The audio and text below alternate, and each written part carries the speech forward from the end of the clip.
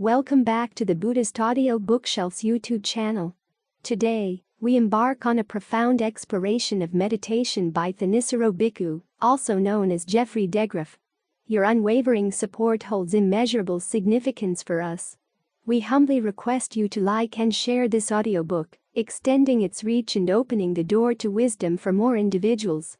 Don't forget to subscribe to our channel to receive immediate updates on our latest content.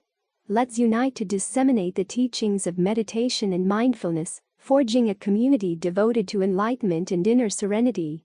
We extend our heartfelt gratitude for your active participation in our mission to make these transformative teachings universally accessible. For your convenience, we've included a video playlist in the video description. Now, let's commence with today's reading. The Carpenter's Adze. October 26, 2020. There's a passage where the Buddha compares the practice to a carpenter using an adze. It's a tool, somewhat like an axe, except that the blade is perpendicular to the handle rather than parallel. It was used for carving wood. As the Buddha said, the carpenter uses the adze every day, and he knows that by using it, he wears down the handle. But he can't measure from day to day how far down the handle's been worn. But he does know that someday it'll be worn through. Recently I heard someone interpret that as meaning that we shouldn't try to evaluate our practice, that we should trust in the practice, and just keep doing it, and not stop to judge how well it's going, because judging it will get you all tied up in knots. But that goes against so much in the canon where the Buddha talks about how it's important to reflect on what you're doing, to evaluate how well your actions are giving results, and to make adjustments. It starts with the passage with Rahula where the Buddha says, look at your actions in the same way you'd look in a mirror. First you look at your intentions. If there's anything unskillful in the intention, you don't act on it. Then you look at the results of your actions while you're doing the action and afterwards. If you realize that you made a mistake and you did actually harm somebody, you go and talk it over with someone else more advanced on the path. Then you resolve not to repeat that mistake. As you go through the day, the Buddha gives the example of going on alms, which is the time when monks are most exposed to sights, sounds, smells, tastes, tactile sensations that they wouldn't experience in the monastery. You have to reflect afterwards. Were there any places, either on the way to the village or in the village or on the way back, where the mind was taken with desire, lust, anger, irritation, or delusion around any sights, sounds, smells, tastes, tactile sensations? If you detect any of these unskillful qualities, you should work to get rid of them. Even when you meditate, you have to reflect when the mind's getting into concentration. Where are there still disturbances? What am I doing to cause the disturbances? How do I drop those causes? Which means that there's constant reflection. So, what about that carpenter with his adze? Well, the Buddha actually didn't say not to reflect or evaluate on your practice as a whole. He was more specific. He focused on the state of your fetters and effluence. Just as the carpenter knows that the handle's going to be worn down, but can't measure how much it's been worn down one day, in the same you can't measure how many of your fetters have been worn down in a day. You can't measure how many of your effluents have been stopped. In other words, you can't gauge how close you are to awakening. Are you 3 inches closer today than you were yesterday? 2 or 3 defilements closer? That kind of thing you can't measure. So in that sense, you do need a certain amount of faith that the path will lead to the goal. You keep at it. But the steps on the path are things you do have to evaluate. In other words, if you're going on a long voyage, you may not know how many miles exactly it'll require. But you do want to make sure that you do each step properly. As you focus on the steps and make sure you're doing each step correctly, they'll lead you there. Just focus on doing them well. After all, that's how the Buddha himself gained awakening. He tried different paths. He looked carefully at what he was doing, and he gave each path a fair amount of time. Then he stopped to reflect, this path that I'm following, is it taking me in the right direction? When he realized it wasn't, he had to make changes. And what did he change? He changed his actions. He reflected on what he had been doing, and on what he could change. As he said, he was looking for what was skillful, and that's how skills are developed. You focus on the particulars of the skill, and the larger picture will begin to become clear. You can see this in his instructions on breath meditation. There was that one time when he was telling the monks to be mindful of the breath, and one monk spoke up and said, "Oh, I already do that." The Buddha said, "Well, what kind of breath mindfulness do you practice?" And the monk said, "I put aside all thoughts of the past, all hankering after the future, and calming my mind in the present moment, I breathe in and breathe out." In other words, stifle thought and just breathe in and breathe out. The Buddha said, "Okay, there is that kind of breath mindfulness. I don't deny it, but it's not the kind that gives great fruit." He then listed all the 16 steps. What's distinctive about the 16 steps is how much they talk about fabrication, starting with the breath. The Buddha could have said many times, "Calm the breath." But no, he says to calm bodily fabrication. He could have said to calm your perceptions and feelings. But no, he said to calm mental fabrication. He's focusing on the fact that you're fabricating the state of your body, and you're fabricating the state of your mind. And he wants you to see it in those terms, and to reflect on what you're fabricating. He said to breathe in a way where you're sensitive to rapture, sensitive to pleasure. How do you do that? You have to calm bodily fabrication. You want to steady the mind, make it more concentrated or gladden the mind. How do you do that? You deal with mental fabrication.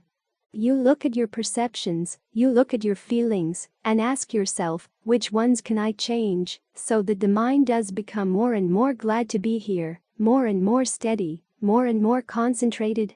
So the practice is one of constant evaluation.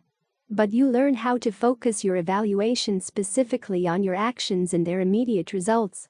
You can't ask yourself, "Am I closer to awakening today than I was yesterday?" That's nothing you can measure. But you can ask yourself, "Is my mind clearer today than it was yesterday? When I focus on the breath in this way, is it better than when I focus on it that way?" Immediate things that you can detect, evaluate, adjust, immediate things you can learn from.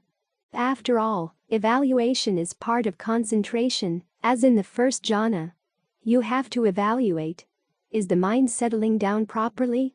If not, what are you going to do? The Buddha's image is of a cook. The cook fixes lots of different dishes and then notices. What kind of food does his master reach for? What kind of food does his master praise? Okay, make more of that. If it's something the master doesn't like, you can make less. In the same way, what does your mind go for? Does it like working with the breath? What kind of breath does it like? In Ajahn Lee's version of that image, he warns you that the master will get bored with your cooking if you fix the same thing every day. So what changes will keep the mind interested in the breath? What breath exercises, what breath games can you play to get the mind engaged? When it gets tired of the breath, there are other topics you can focus on. You can focus on contemplating the parts of the body. You can reflect on the Buddha, the Dhamma, and the Sangha, on your own generosity or your own virtue when you're feeling down. Reflect on death when you're feeling lazy. Learn how to read your mind by watching what it does, how it reacts to different types of training. After all, the carpenter himself has to do that. He's not focusing on how much the handle's wearing down, but he is focusing on how well he's making the chair or table he's making. When he uses his adze, he tries to use it as skillfully as he can, reflecting on what he's done, looking at the results, trying to figure out what went wrong if something went wrong, and how he could correct it. As he's focused on his skill, the handle wears down on its own. The difference, of course, is that focusing on the breath is not just make work, in other words, something to give yourself to keep busy as you're working on awakening, because you're not just doing just any old thing. You're focusing on the processes of fabrication. You're learning about fabrication so that you can get beyond it. I had a Zen student complain to me one time, this Theravada emphasis on looking at your actions and judging them as to whether they're skillful or not. He said, "Why focus on the minutiae when emptiness, the unconditioned, is all around you?" Actually, the path doesn't get in the way of seeing the unconditioned. In fact, the little steps in the path are what enable you to see what fabrication is, and how it's done, and how the mind fabricates parts of its experience that you wouldn't have expected otherwise. It's only when you're really sensitive to fabrication that you're going to find the unfabricated. This process of being very careful on how you step on each step of the path doesn't get in the way of the goal. It's what guarantees that you're going to get there. What gets in the way of the goal is mistaking your preconceived notions for the actual thing, cloning what you think is awakening, and just relaxing in what you've cloned. So pay careful attention to what you're doing. Pay careful attention to what the mind needs right now. If it needs entertainment, how do you entertain it with the breath? If it needs soothing, how do you soothe it with the breath? When you pay careful attention like this, the mind does become more and more your friend because you're listening to it carefully. It gets more and more willing to stick with the path so that you're not going on just faith alone. You do have to have some faith. Your faith and conviction in the Buddha's path and the Buddha himself won't be confirmed until stream entry. But there are milestones along the way. There are skills to develop along the way. As you see the results of developing those skills, you gain more and more encouragement. Yes, this is a promising path. And it's a good path to be on. It doesn't save all of its rewards for the end. You can see progress in certain areas as you're working along the way. And it's all to the good. Between right and wrong. February 16, 2020. Ajahn Phut was one of the few Thai masters who studied directly with Ajahn Sao, Ajahn Mun's teacher. I heard him talk once about what it was like to hear Ajahn Sao teach. He was a novice at the time, Ajahn Sao's attendant. He got to listen in as lay people would come and ask Ajahn Sao how to meditate. Ajahn Sao would start by saying to repeat the word Buddho, sometimes along with breath meditation. People would ask, "What does Buddho mean?" And he would say, "Don't ask." They'd ask, "When I meditate, what are the results going to be?" He'd say, "Don't ask, just do it." If they went home and did it and came back to report the results, then if they were doing something obviously wrong, he would say, "No, this isn't right. Try this." If the results were going the right direction and they'd ask, "Is this right?" He'd say, "Whether it's right or not, just keep doing it." He'd never come out and say that it was right because after all, when you meditate, you're developing a skill. Even though you're heading in the right direction, it's not quite right yet because you're just getting started. Think about it. We talk about the path having right view, right resolve, all the way down to right concentration. When they're all right, that's stream entry. So if you haven't reached stream entry, it means that the different factors of your path are not quite right yet. They might be headed in the right direction, but they're not there yet. So you have to live with approximation, halfway between right and wrong, but hopefully heading in the right direction. This is one of the reasons why the Ajahns are very slow to praise their students. Ajahn Fuang's attitude was that if you praised a student, that usually meant that that was as far as the student would get. During my time with him, I never heard him praise me at all. It was always, "This isn't good enough, that isn't good enough, keep trying, keep trying." But he was encouraging at the same time. That someone had arrived at right was something he would never say. Ajahn Mahabua talks about how being a teacher is like teaching boxing. You see that your student has picked up some of the moves, but he's still leaving himself wide open for getting punched and kicked. So you punch him and kick him right there. Not with ill will, but just to point out to the student, you're leaving yourself open here. There's still something not quite right yet. So as you practice, this is the attitude you've got to have. You're approximating right. You're between right and wrong, heading in the right direction. And a correct attitude is that you're always willing to learn. So when criticism comes, you take it in the spirit with which it's offered, which is that the teacher cares. When the teacher doesn't criticize, it means the teacher's given up. So there will always be room for improvement, even as the mind settles down. There are levels of jhana. And even when you're dealing with insight, even though the progress of insight may not follow the steps given in the commentaries, still your insights do have a way of developing, of getting deeper. As your concentration gets more solid, the things you can see get more refined. As you see more refined things and solve more refined problems, the concentration goes deeper still.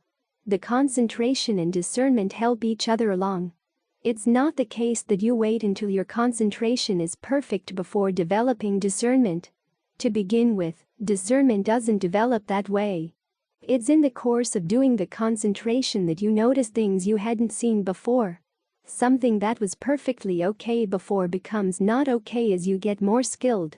This is one of the reasons why the Buddha uses people with skills as examples for the practice. Cooks, soldiers, carpenters, archers. There's no single right way that you can master right away. As Ajahn Lee says, you start out, say, weaving a basket. You look at it and see that there's a lot to be improved. So you try weaving a new basket. As you make improvements, you look at that next one, and the next, so that each next one gets better and better. You get to the point where it's good enough that you can sell it. Then it's up to you to decide, I want to go further than that. Keep developing the skill. The baskets that are good enough to sell. Are they right? Well, there's a way of making them even righter. They're not wrong. But they're between right and wrong. This is how skills develop as you get more and more sensitive to what you're doing and to the results. Your standards grow higher, get more refined. And it's in working on the skill that your discernment gets developed. It's the same as when you're doing strength training. If your arms are weak, you don't say, I'll wait until my arms are strong, then I'll start lifting the weights. You have to lift the weights your arms can manage, and that strengthens them. Then you're able to move on to heavier and heavier and heavier weights. In the same way, it's by exercising your discernment that it develops. The second reason why you can't wait to develop discernment until after your concentration is perfect is because some of the big issues come up in life before then. You've got to make decisions, so you use the discernment you've got. You can't say, I won't make a decision until I can make the absolute right decision, because sometimes decisions get forced on you. So you say, well, I'll do the best I can. Then, if turns out the best you can do is still not good enough, well, you've learned. You get another chance, and another, and another. If you've made some mistakes that you can't just drop and move on, then you go back and try your best to compensate for them. That, too, helps you to develop your discernment. So as we're practicing between right and wrong.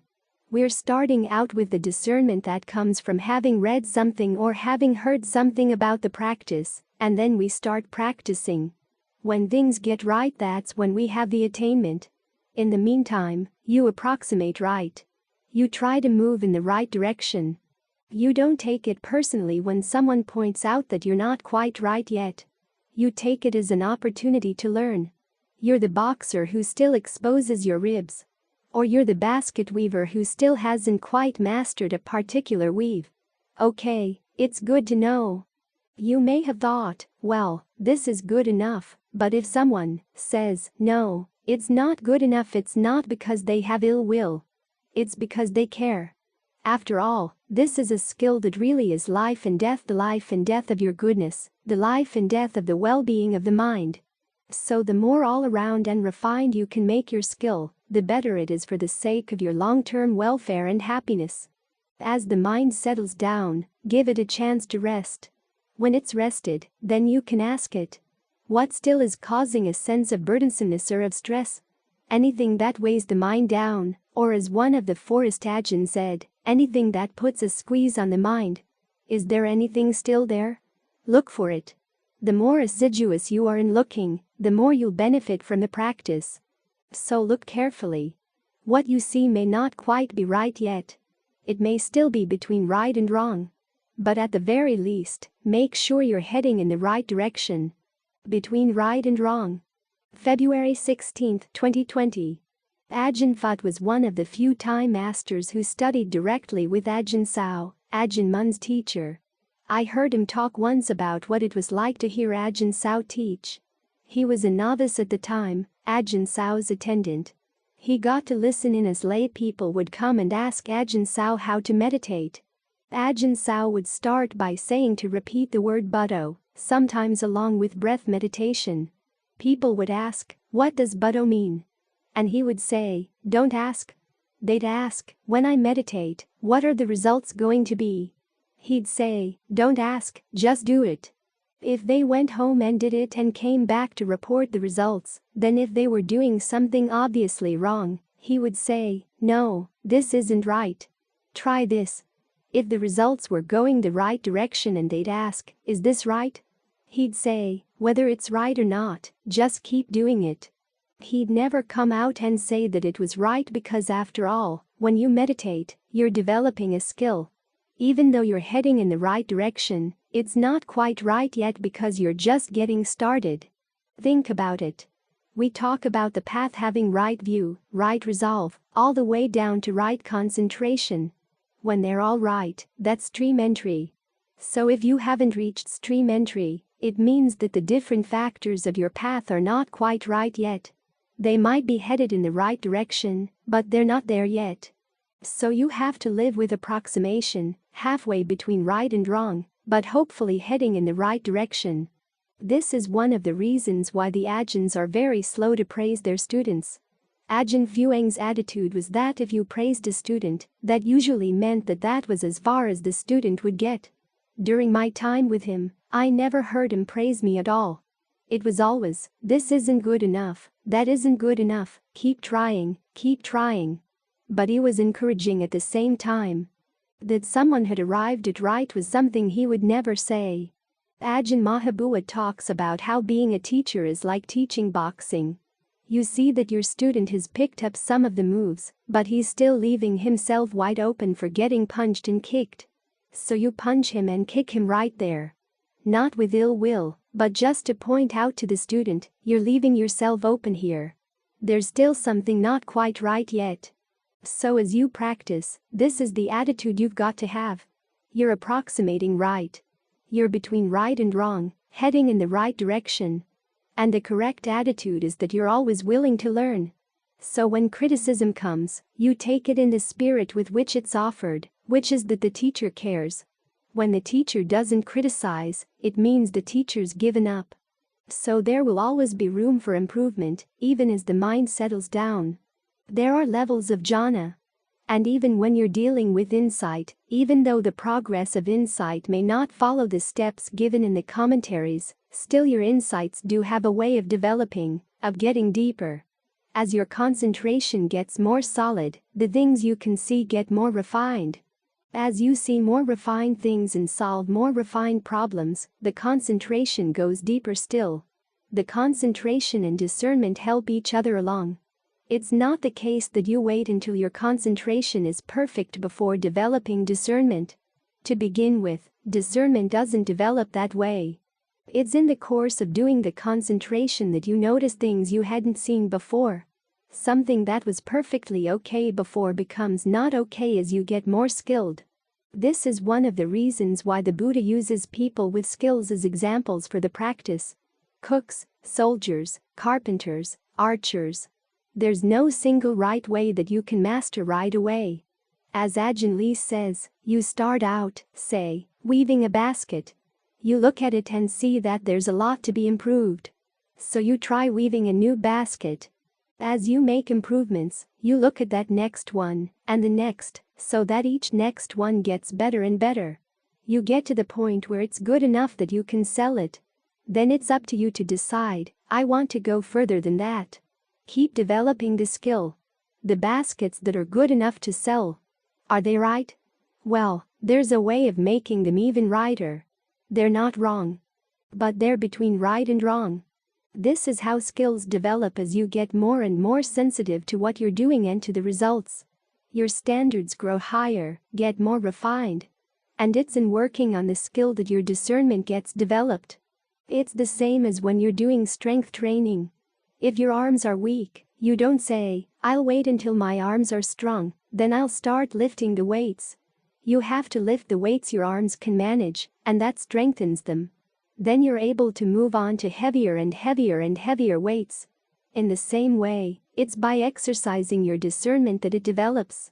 The second reason why you can't wait to develop discernment until after your concentration is perfect is because some of the big issues come up in life before then.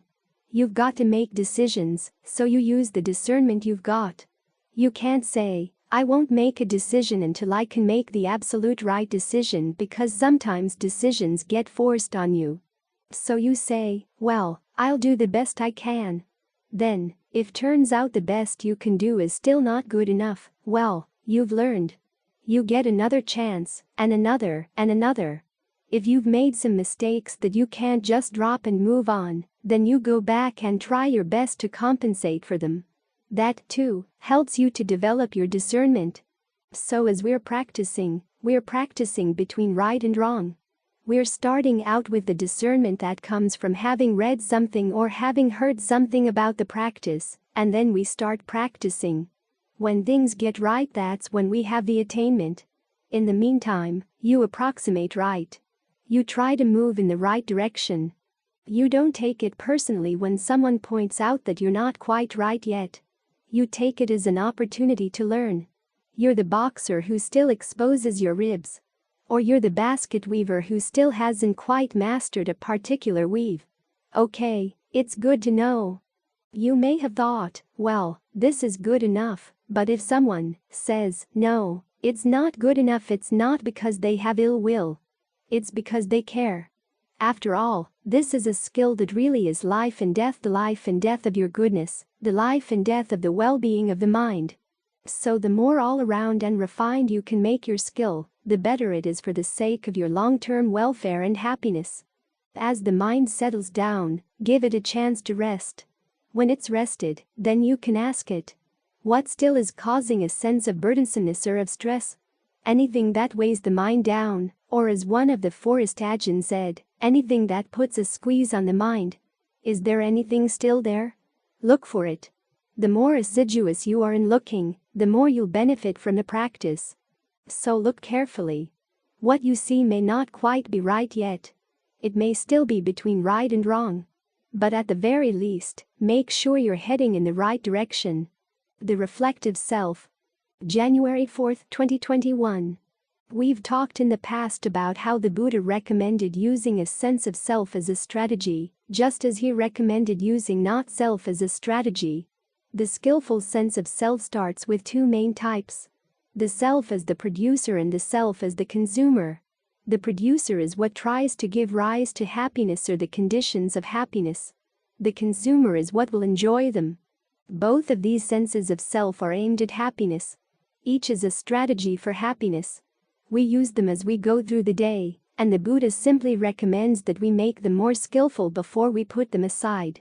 Well, there's a third sense of self that he also recommends using, which is the reflective self. The one that watches the other two and gives feedback. In the passage where he says that the Dhamma requires both commitment and reflection, this reflective self provides the reflection and becomes the basis for discernment. When you use it as you meditate, it plays the role of evaluation. How is the breath right now? Is it good enough?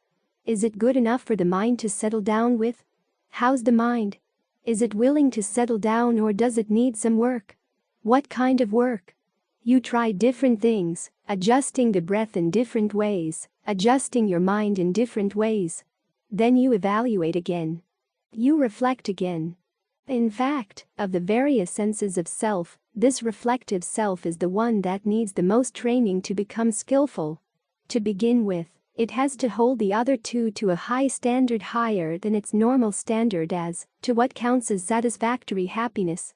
In other words, setting satisfactory goals and then finding satisfactory ways of getting to them.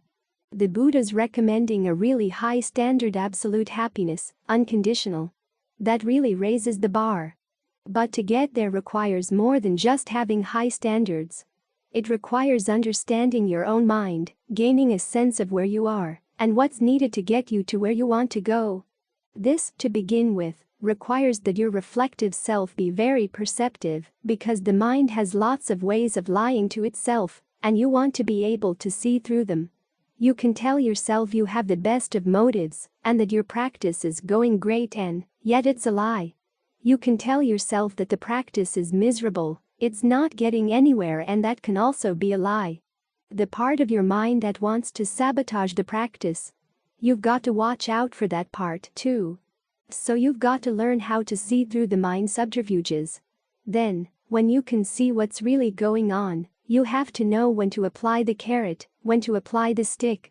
Otherwise, if you're not careful, this reflective self can turn into a harsh critic that's aimed solely at destruction, that uses its right to criticize to undermine everything you're trying to do. So it has to be taught some goodwill and some kindness. It also has to be taught to be realistic about how to read the progress of your practice, realizing that there are going to be ups and downs, and times when you hit a plateau. Sometimes the mind needs to stay on a plateau for a while. It's like climbing a mountain. If you just climb the really steep passages and don't have a place to rest and gather your energy, you begin to wear out.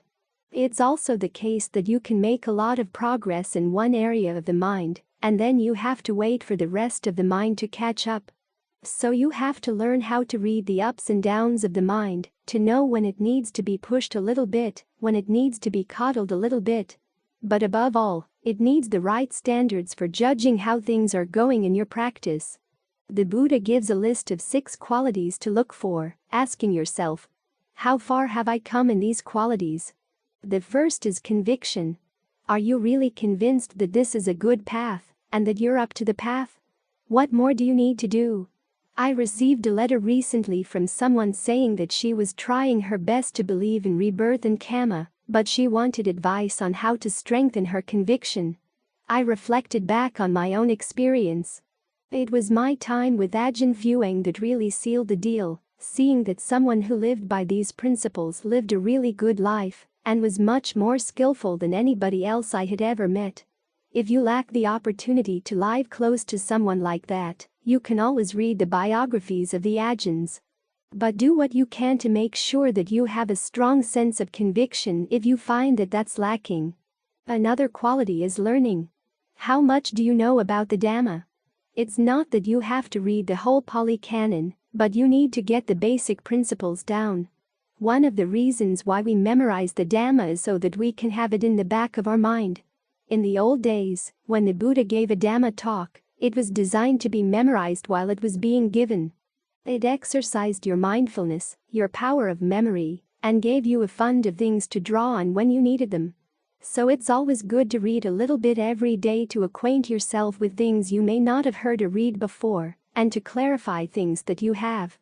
Then there's relinquishment, which can cover both generosity, being generous with your time, generous with your energy, and giving up unskillful mental states. Here at the monastery we have our chores, and it's good to think of them as an opportunity, instead of seeing them simply as chores. Here's an opportunity to do something well.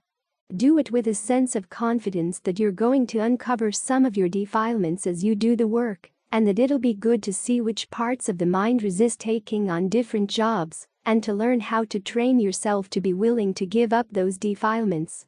The fourth quality is persistence. How much energy are you putting into the practice? Could you put in more? You find that out by putting in more and seeing how it goes. It's only when you realize that you're getting burned out that you should back off somewhat. Otherwise, you never really know what you're capable of. The fifth quality is discernment, which is basically what this reflective self is. Looking back on your actions, figuring out what really is skillful and what's not, and what can be made more skillful. If there are parts of the mind that resist, learn how to psych them out, so that you're happy to see your defilements go, happy to see that you're able to put more energy into the practice than you might have thought. It's interesting. The Buddha lists 6 qualities here, and the first 5 are the qualities that can make you a diva. It's the 6th one that goes beyond that, and that's the quality of quick-wittedness, padabhana in Pali. It can also mean ingenuity. This ties in with one of Ajahn Fuang's comments, that you're going to have to be ingenious in applying the Dhamma to your own individual case, because what we've got in the canon, what we've got in the teachings of the Ajahns, are general principles. The Buddha taught the Dhamma so that it would last 2,600 years. He probably intended it for more. If you're going to teach something so that it'll last that long, You have to stick to the basic principles, which requires that people listening to the Dhamma or reading the Dhamma have to fill in the details. How does this apply to me right now? That's where your active intelligence comes in. And how far has that gotten? How well developed are you in that area? It's basically a question of using your intelligence, using lessons you've learned from other skills, and applying them to the practice of the Dhamma. After all, that ability to see parallels that haven't been pointed out to you is where your real intelligence lies. It lies in figuring out when you find yourself face to face with a problem that you can't find in the books, and you can't find in the teachings of the Ajahns, how you take the principles that you've mastered and apply them to a new problem. Ajahn Fuang once made the comment that when he was teaching meditation in Bangkok, there would be cases where his students came across problems that he had never had in his own meditation. He had been meditating for decades, but each person has his or her own personal quirks. He found, though, that he could take the basic principles that Ajahn Lee taught, those 7 steps in Method 2, and see that every problem that came up in meditation was caused by lack in one of the steps. So go back, look at those steps, and ask yourself, okay, if these were the only tools I had, how would I use these tools to overcome, say, bouts of delusion, concentration or laziness, or having to sit with pain? The solutions are there, but it does require ingenuity to find them. It's through your ingenuity that you make the Dhamma your own. So these are the areas to look for: conviction, learning, relinquishment, persistence, discernment, and ingenuity. These are the standards by which you should judge your practice, asking yourself, how far have I come? Which areas do I need to strengthen? It's in holding yourself to the right standards that this reflective self becomes more and more useful, because it's the one that gives instructions to the self as the producer and the self as the consumer, tells the producer when it's not acting up to snuff, tells the consumer when it's being too demanding or not demanding enough. So focus on how you reflect on yourself and on this reflective self. How far has it come? It may sound like you're falling into a hall of mirrors, reflecting on the reflector, but you can get a sense of what's working, what's not working, and your willingness to engage in trial and error is what gets you to trial and success. Keep these 3 roles of the self in mind, because they all need to be trained. They're all useful. They're all part of the path. The Wisdom of Dualities. February 2, 2020. When I was in Thailand this last time, I went to pay my respects to Ajahn Uthai. When I got there, he was talking to a group of lay people, and he invited me to join the conversation. He started asking questions about the monastery here. One of his questions was, when Westerners come to the monastery, what do they come for? I said, most people come looking for peace of mind. One of the lay people commented, it sounds like those Westerners are going straight for the top. Ajahn Uthai turned to them and said, what do you mean, straight for the top? Even common animals want peace of mind. If you're a human being, you want something better than that. You want goodness as well. In other words, if you're a genuine human being looking for a happiness that puts your mind at rest, it has to be good, too. It has to be harmless. It has to be blameless. That, of course, is a value judgment, but it's an important one.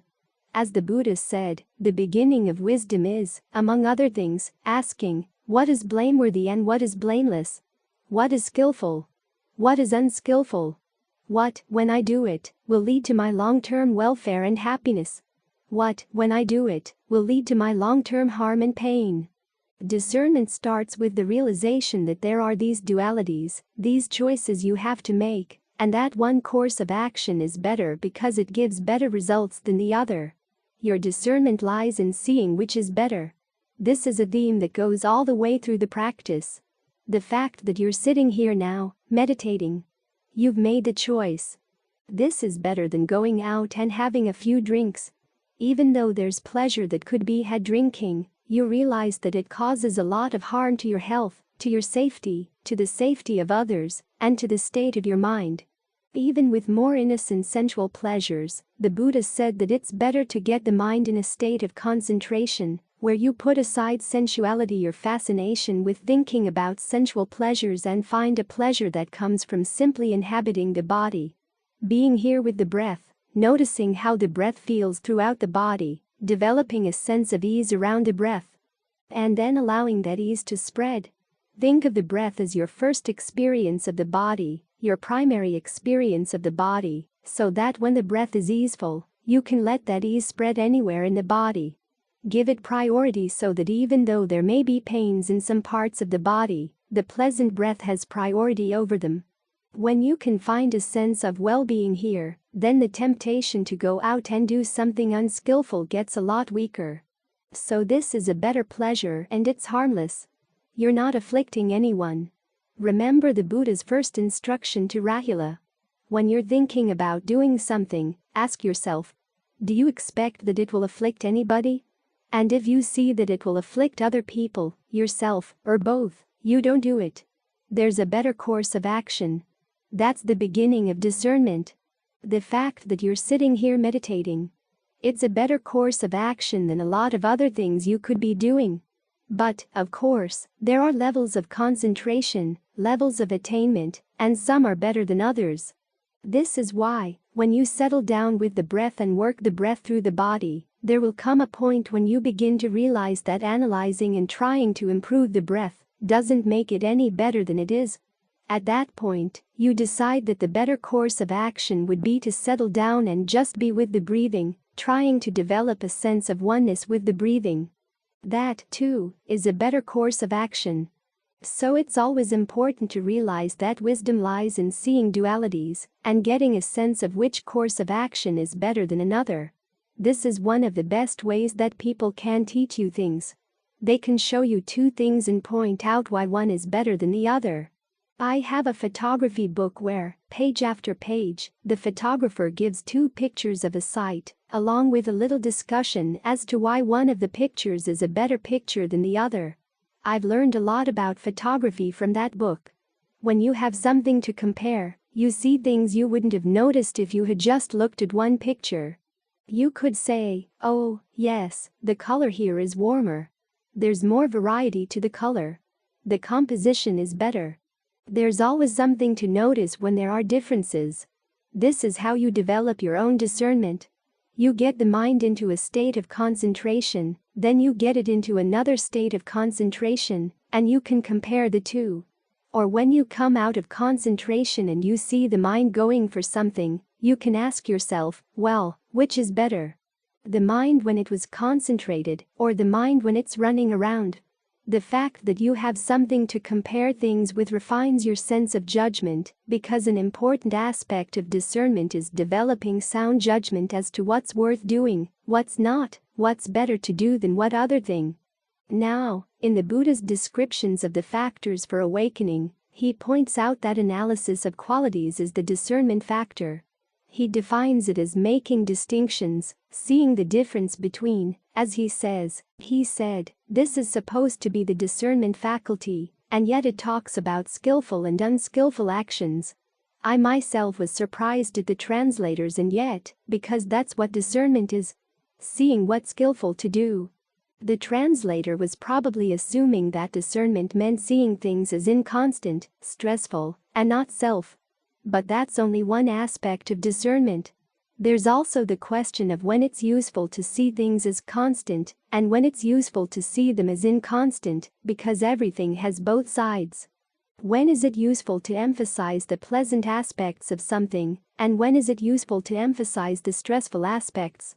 When is it useful to emphasize the fact that you have some control over your actions, and when is it useful to focus on things being not self?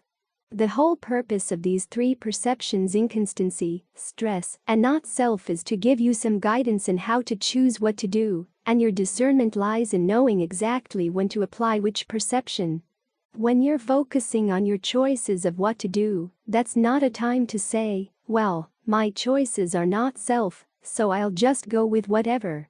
That's a time to have the assumption that you are responsible. You have the desire to do something well, so go with that desire. Whatever seems to be the better option. If it turns out that it was a mistake, well, you've learned something you wouldn't have learned otherwise. Then you can use that knowledge the next time around. When you're practicing concentration and the breath is uncomfortable, that's not the time to say, well, everything is stressful, inconstant, not self, and just leave it there. The mind will have trouble settling down. So you do what you can to make the breath comfortable. Change the length, change the depth, the speed with which you breathe, the heaviness. There are lots of things you can work with. In fact, one of the best ways of developing your powers of evaluation is to try different ways of breathing to see what effect they have on the body, and then to decide which is best. This is something no one else can give you precise instructions on, because no one else can sense your breath as you're feeling it right now. Your body as you feel it from the inside. That's your own exclusive territory, so you're the one who has to explore it. All a teacher can do is point out possibilities. That there are these different ways of breathing and different ways of experiencing the body. Can you detect them? It's like learning to be a professional taster. By giving you a vocabulary and pointing out the differences between different scents, different tastes, they help you begin to detect, oh, yeah, there really is a difference which you wouldn't have noticed without the vocabulary. This is why teachers are useful on the path. They give you the mental apparatus for noticing differences, so that you can then decide, what should I do with these differences? What's the better thing to do with these differences? And keep on learning. Even as the mind gets into deeper and deeper states of oneness, you'll find that one state of oneness is better than another, just as some kinds of infinity are bigger than others. Some states of oneness are better for different purposes. So you refine your discernment that way as well. It is possible to get the mind into formless states, and they are much more refined and quiet than focusing on the body. But, as Ajahn Lee points out, it's like having worked and then living off your pension, whereas focusing on the body is working and getting a salary at the same time. As long as you're working, the salary doesn't run out. If you live off your pension, you never know. You might run out. Even when you get to the ultimate state of oneness in the mind, the Buddha said that too, is fabricated, just like all the other parts of the path. So there's something better to do there, which is to learn how to let go, because underlying all of this activity of discernment is the realization that experience comes in two types: fabricated and unfabricated. The unfabricated is nibbana. It's so much better than everything else that it's the one and only goal. Everything else is done for the purpose of that, whereas it's not done, and it doesn't serve any other purpose at all. Given that there's this basic duality in the potentials for human experience, it only makes sense that discernment be dual as well. This is why the Buddha's first teaching was the Four Noble Truths. Right view teaches that there are desires leading to suffering, and there are the desires that can, when implemented properly, lead to the end of suffering. One course is better than the other. So have some appreciation for dualities. Have some appreciation for the fact that there really is a skillful way to go about judging things. Learn how to be wise in your judgments, judicious, rather than judgmental, because practicing discernment this way really is better than not. No tech meditation. November 1st, 2021. Meditation is something you do. That should be obvious, but it's controversial. I was teaching in Malaysia once to a group of people who had seen many teachers coming through, and I talked about doing concentration, doing mindfulness practice. One of the questions after the talk was, you talk about meditation as if it's something you do, but we've been told that you don't do anything. Mindfulness is just allowing things to arise and pass away. Concentration, jhana, has to happen on its own. There's nothing you can do to induce it. But the Buddha never taught that. All of his instructions are things to do. You keep focused on the body in and of itself, the breath in and of itself, and you put aside greed and distress with reference to the world. Those are the things you have to do. In fact, it's important to realize that concentration is something you do. The whole path is something you do. As the Buddha said, it's the highest fabricated Dhamma, which means it's the best thing you can do. And you're going to learn about the nature of action as you do it. That's the whole point of insight. If you don't understand fabrication, there's no way you're going to know when you've hit the unfabricated. Just think about the Buddha's own account of his awakening. It focused on the principle of action, how causes and effects happen. He saw that certain actions led to good rebirths, other actions led to bad ones. Then there was the path of action that led to the end of action, the Noble Eightfold Path. You learn about action by watching the mind as it settles down, watching the mind as it maintains its concentration. As you go through the various levels, you begin to see different levels of fabrication fall away. When you're settling down, first you have to bring a lot of things into harmony. You've got the breath and your awareness of the body, you've got the awareness itself and the feelings that go along with the breath, and you're trying to bring them all together. You're creating a state of becoming right here, and that becomes your laboratory case. You've got to talk to yourself as you're settling down. But there comes a point where you don't have to talk to yourself anymore. Just let that conversation go. That's letting go of verbal fabrication. Then there's bodily fabrication, the in and breath. When you get to the fourth jhana, the breath energy gets more full in the body because of the steadiness of your focus, undisturbed by thoughts about the world. You get to the point where even the in and out breathing stops. You could pursue this through the formless jhanas and get to the point where mental fabrications, perceptions and feelings stop as well. The important thing is to see all these levels of concentration as types of fabrication because you're looking for the origination of suffering. Now, the word origination means cause. Usually when the Buddha uses that word, he's talking about causes coming out of the mind. Craving comes out of the mind. Clinging comes out of the mind.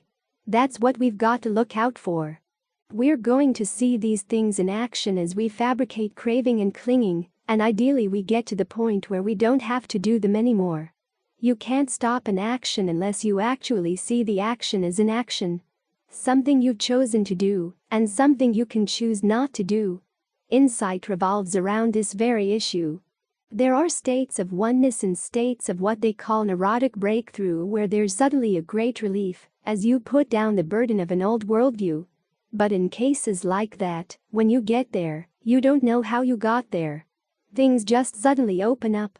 That's not insight. That's just a pleasant experience along the way. The reason it's not insight is because you don't see what you did to induce that change. The whole purpose of the meditation is to watch yourself in action. As the Buddha said, you find the Dhamma by committing yourself to the practice of the Dhamma, and then reflecting on it. Watching what you're doing and perfecting it from there.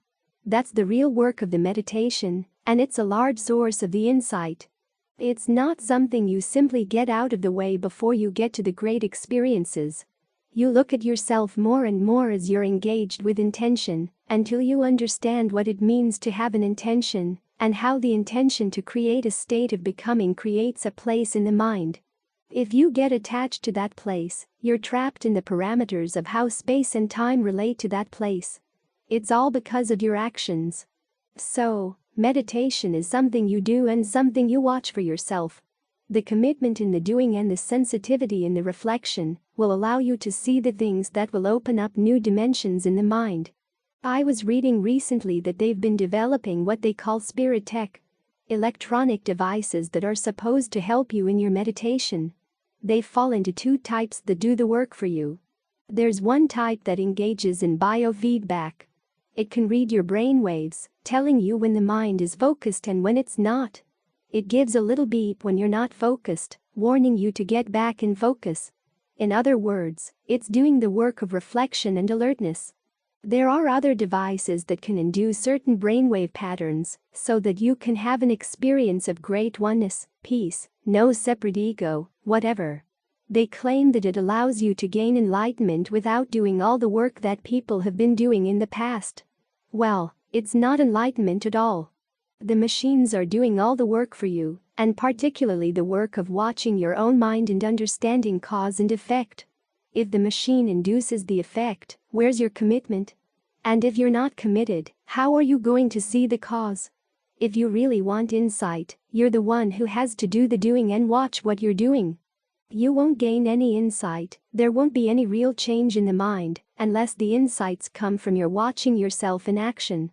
You've got to do the mental feedback of acting and then watching and then acting and watching again. As for the realizations that come, maybe they can replicate the brainwaves of someone who has a sense of oneness with the universe. They've actually found the spot in the brain where you can induce that feeling. But just because you have an intense feeling of oneness doesn't mean that the universe is one. And it's certainly not enlightenment. As the Buddha said, the highest oneness, the non-duality of consciousness, is a fabricated state. Only when you've seen yourself in action, seen the process of fabrication, and seen the opening where you don't have to fabricate things anymore, that's when you know for sure that it's not fabricated, because you're so familiar with your own fabrications. That knowledge cannot be gained through a machine. So we have to do the work.